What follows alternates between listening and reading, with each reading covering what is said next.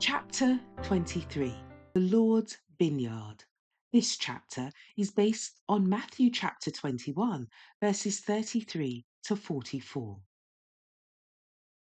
The parable of the two sons was followed by the parable of the vineyard. In the one, Christ had set before the Jewish teachers the importance of obedience. In the other, he pointed to the rich blessings bestowed upon Israel, and in these showed God's claim to their obedience.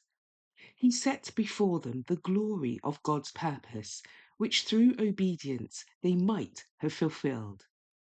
Withdrawing the veil from the future, he showed how, by failure to fulfill his purpose, the whole nation was forfeiting his blessing and bringing ruin upon itself.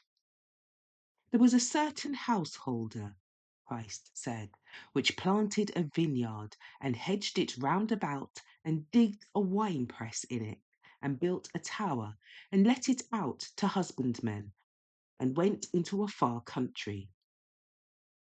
Description of this vineyard is given by the prophet Isaiah.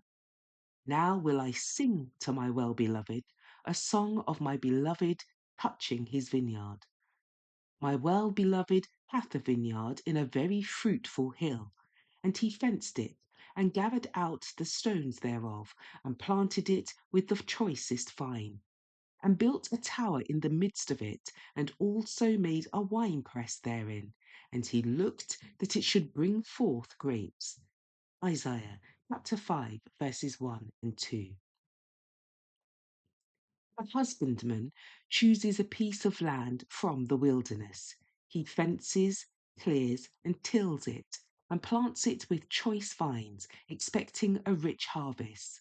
This plot of ground, in its superiority to the uncultivated waste, he expects to do him honour by showing the results of his care and toil in its cultivation. So God had chosen a people from the world to be trained and educated by Christ. The prophet says, "The vineyard of the Lord of hosts is the house of Israel, and the men of Judah his pleasant plant." Isaiah chapter 5, verse 7.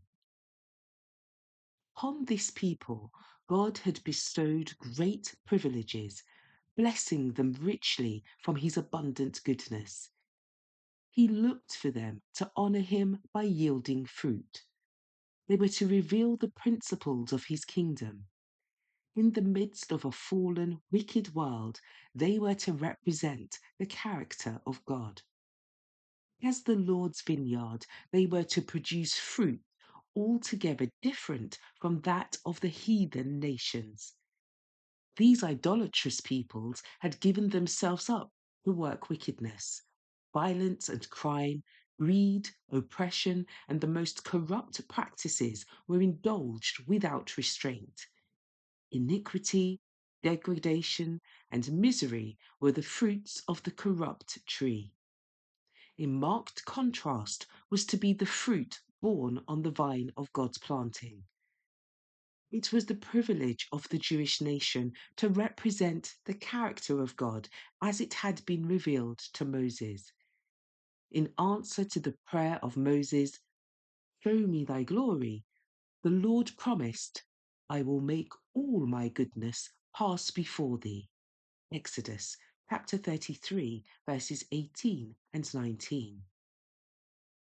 And the Lord passed by before him and proclaimed, the Lord God, merciful and gracious, long-suffering and abundant in goodness and truth, keeping mercy for thousands, forgiving iniquity and transgression and sin."